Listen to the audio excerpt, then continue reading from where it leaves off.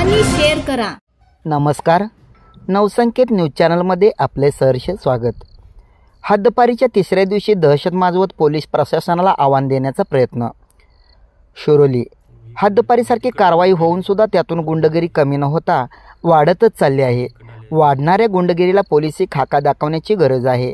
गुरुवारी रात्री 9च्या सुमारास नागाव येथील डॉक्टर बाबासाहेब आंबेडकर नगर येथील शिरोली येथील रोहित सातपुते याच्या साथीदाराने विनायक लाड त्याच्या साथीदारावर प्राणघातक हल्ला केल्याची घटना घडली।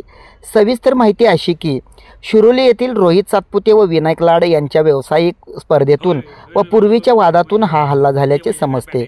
रोहित सातपुते याला निवडणुकीच्या पार्श्वभूमीवर 1 वर्षासाठी कोल्हापूर जिल्ह्यातून हद्दपार केले होते। विनायक लाड हा नागाव येथे एका घरगुती प्रकरणातील विषयावर मध्यस्थी करण्यासाठी येणार होता।